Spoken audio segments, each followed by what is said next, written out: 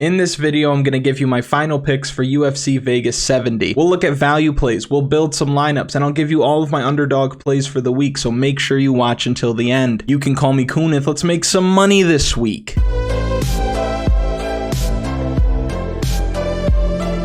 If you haven't already, go check out the full card breakdown from earlier in the week. That'll be linked right in the top of the description. And while you're here, drop a like on the video. Get it out of the way now. We crushed last week, especially those of you who are champions on KunathMMA.com. That'll also be linked in the description. And we're looking to put together another strong week. And we can start with the value plays. These are plays at $8,000 and below salary-wise. These are plays that you'll need to make your lineup work. And we'll start right at the top with $8,000 Jordan Leavitt. Money's been coming in on Victor Martinez, but we basically have a pick'em here, and all signs betting wise and DraftKings wise are pointing to Jordan Leavitt for me this week, because look at the boxes that he checks off for us. This is a striker versus grappler matchup. He's the grappler, and a good one. He has UFC experience. He's been in the UFC for years. He's had big fights. We've got Victor Martinez making his debut. So for level of competition, advantage Leavitt, and he has a first round submission over Luke Flores. That's how he was able to get into the UFC. Little MMA math for you. Luke Flores has a first round submission win over Victor Martinez. So again, the Monkey King is checking off a lot of boxes. Outside of his UFC debut, even in the fights that he's won, he hasn't scored a ton of points, but if he wins by first round submission this week, he's going to score a ton of points on DraftKings, and that builds value into his price at $8,000. So it's solid value when you consider the grappling upside, the submission upside, and at his price, I don't mind it. Our next value play is a short walk to $7,900 Don'Tale Mayes. This is certainly a buy low spot for Don'Tale Mayes. He was on a lot of people's short list for strong DraftKings plays last time out when he fought Hamdi Abdelwahab. We later find out that Hamdi is a juice head turkey and he's built like a fire hydrant, so getting the takedowns you want to see from Mayes just weren't there that night. But now he's got Augusto Sakai, who was getting thrown around like a frisbee last time out by Sergey Spivak and a couple years ago by Alistair Overeem. Sakai is riding a 4-fight knockout loss streak, and I wouldn't be shocked if we see that climb to 5 in this spot. A finish is on the table here for Don'Tale Mayes, and that could net him a lot of fantasy points if that's coming from a dominant position on the ground, because he's got to get the takedown. That's 5 points. He's got to land the strikes. He's getting time for control, and he's getting the bonus for the finish. So his win condition builds value into his price, and I don't think a lot of people are going to get here, so you're getting a little bit of leverage with him as well. I like Don'Tale Mayes at $7,900. Our next value play is $7,700 Jose Johnson. I don't think that he wins, but if he does, it's going to be by way of knockout, because the guy is massive for the division. He's the much better striker in this fight, and it wouldn't surprise me one bit if we see him spark Garrett Armfield. He should be a really popular play this week. I see him coming in at pretty high ownership because he's giving you that upside that you need to win tournaments. And that's what DraftKings is all about. It's capturing upside, not playing the guys that you think are going to win all the time. So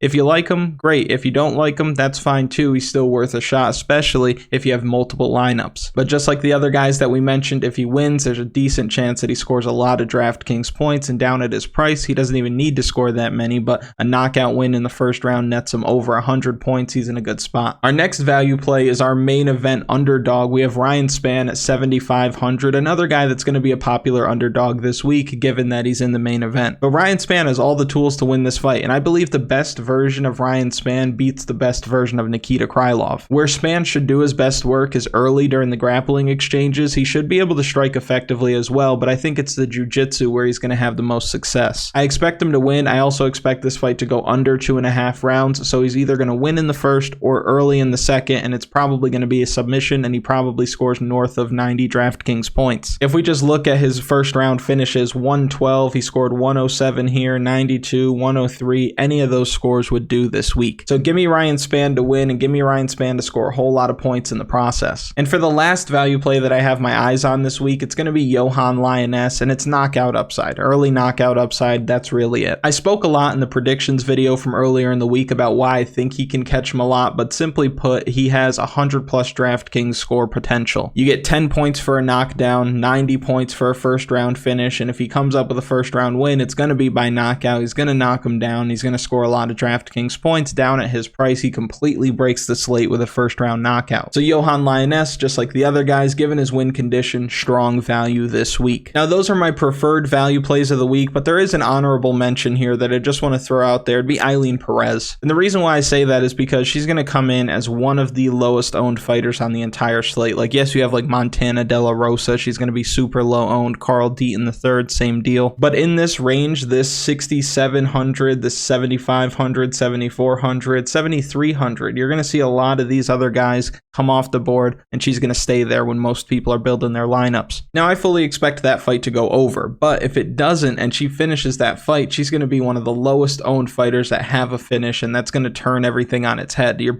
not really playing the upside game with Eileen Perez, you're playing the leverage game, and that's never a bad idea. So that's just something to consider. Another thing you should consider is subscribing to the channel. If you want more picks, tips, and strategy, subscribe if you want. Now we can get into building some cash game lineups, and if you're playing cash this week, there's an obvious, a very obvious spot that you need to start when you're building your lineups, and that's all the way up at $9,600 Tatiana Suarez. You have everything that you want. You have the grappling upside, the finishing upside, the matchup. She's a solid lock to put in your cash games, and probably somebody that shows up on the optimal lineup even in your tournaments. Another fighter that I really like this week when it comes to cash games, and also with tournaments to a lesser extent though, would be Baby Khabib. The Tajik Eagle is going to do what the Tajik Eagle does. He's going to take down Rafael Alves, and he's going to keep him there, and he's going to do it every round unless he gets the finish earlier. I really like him this week. I like him from a straight betting perspective. I like him for your tournaments. I like him for your cash games. I think that this is a base that you should be using when you're building your cash game lineups. Another place that I want to land on, I want to stay in this expensive range, and I want to go grab Charles Johnson. Now you might be looking at the remaining salary and thinking things are going to be a little tight, but obviously we don't need 6 winners when we're building cash games. We are okay to punt in this situation. Now, do you want to stack Tatiana Suarez and Montana De La Rosa? I don't know about that because it could be complete one-way traffic and Montana might not give you a very good floor. I think there's a good chance that Carl Deaton gets submitted in the first round or he just gets ridden out. We see Joe Selecki with crazy control time numbers, fight in and fight out. I don't like Carl Deaton even as a punt play. The most attractive punt play, given his price, given what he can do, would be Yohan Lainesse, one of our value plays, because now we have 7,800 left over per fighter. We can come up here to Eileen Perez in a fight that probably goes the distance. I could see her totally stealing rounds in this spot, and she could end up winning a decision. And then you're left with 8,000 salary, so you can come right up here to Jordan Leavitt. So now you've got Tatiana Suarez who's going to win. Same with the Tajik Eagle. Same with Charles Johnson. And you really just need one winner out of these 3. You need Lainesse, Perez, or Leavitt to show up for you, and I think this is where I'll be landing for cash this week, or at least something similar. Those of you that are members on the website on KunathMMA.com, you've been sending me lineups already. We've been cooking up those cash game lineups that we feel good about, and if you want to, if you're on the site, you could send me your lineups. You can DM me. There's a DM function, all that good stuff. There's also a full DFS strategy guide that gets updated every week along with the DFS data model and projections. We've gotten a lot of positive feedback about it so far, so you could go to the site, pick the plan that works for you, create your profile. Feel free to send me direct messages so we can cook up those winning lineups together. Now we can move on to tournaments. What you need to do in your GPPs to be successful. This is when we start to get into strategy, the game theory of things. The main event for sure goes under. You're probably going to need one side of it. I'm going to start with building some lineups on the Ryan Spann side, but I will give some looks for Nikita Krylov as well. Ryan Spann I like. Let's say we went with Yohan Lainesse all the way at 7,000. 8,875 left over. We can start getting up into the upper echelon, the more expensive plays here, but I would like to grab one more underdog just to give us a lot to work with when we pick our last 3 fighters. So let's say we went with Dontel Mays. Now we came all the way up here. Trevor Peak has that early knockout upside. All of his wins are by way of knockout. 9,350 left over. We can grab Andre Muniz live for a submission, and then we can grab Tatiana Suarez. If you didn't want to spend all the salary, you could take Muniz out. You can grab Charles Johnson, or you could even come here to the Tajik Eagle. You've got 300 salary left over. I like this. Let's say you didn't feel great about this and you wanted to come off of Dontel Mays and you wanted to come here to somebody like Jordan Leavitt, you could do that. Another look I could give you is, say, take Trevor Peak out of there, and then we come to somebody who also has grappling upside with Garrett Armfield. Garrett Armfield is one of the favorites on this card with one of the tougher matchups, but also a lot of finishing upside as well. Most of Johnson's losses have come by way of submission, so that's something to consider. Now, you guys know me by now. You could leave it like this, right? 600 salary left over on the table. I think the bigger the contest that you're in, the more salary you should be willing to leave on the table to get get different. If you wanted to get really different, let's say you came off a Leavitt, let's say you came off a Lainesse, and then you came with somebody like, say, Perez, for example, at 7,600, and then you come up here to MMA looking for that knockout upside after getting takedowns, this makes a lot of sense too. Let's leave our main event piece and let's leave Tatiana Suarez in there and see what else we can do. If we kept it closer to the mid-range, you could get away with MMA, Jordan Leavitt, come up here to Gabby Fernandes, and then you could grab Garrett Armfield. You've left 100 salary on the table. You've really attacked that mid-range while still getting up to Tatiana Suarez. This is different. Let's say you think Tatiana Suarez is too expensive for you this week and you want to come to somebody like Mike Malott, because realistically, if you don't have Yohan Lainesse in your lineup, then you should have Mike Malott. Like, let's just take a look at guys who are probably going to win inside the distance. So you take Mike Malott, you take Trevor Peak. Let's say you came down here and you grabbed Jose Johnson. We'll look again at Ryan Spann, somebody who's going to win inside the distance. Let's grab Dontel Mays. You have 8,800 left over. If we scroll all the way up here, well, that leaves us with Aliev at 8,800, who doesn't have a ton of knockout upside, I don't believe, but he does have that grappling heavy game plan that's nicely rewarded when it comes to the DraftKings scoring. Now, let's say you didn't think Ryan Spann was going to win. Let's say you wanted Nikita Krylov. If he wins, it's going to be inside the distance as well. Let's say you take Mike Malott out and you go the other way. You come all the way down here to nice cheap Yohan Lainesse, 1,000 salary left over on the table. You could leave it like this. Again, you really could, but I probably wouldn't. In a situation like this, I might take Johnson out of there. I might take Dontel Mays out of there, come down here to somebody who's going to be lesser owned like Eileen Perez, and then I can come all the way up here. Now that I don't have Johnson in there, I could just grab Garrett Armfield, or I could even grab Charles Johnson and just spend the rest of my salary. If I did instead go with Garrett Armfield, though, just to give you another look, take out Eileen Perez, and that's when we would go right back to the Monkey King. There's a couple of ways that you can look at that. I'll give you another quick look here with Nikita Krylov, come all the way up here to Tatiana Suarez, so kind of do what we did before with Ryan Spann, but just the other side of the main event. 79.25 left over, so obviously we have to come down here and grab some underdogs. Let's say we just went with Dontel Mays. Let's say we came here to Jordan Leavitt,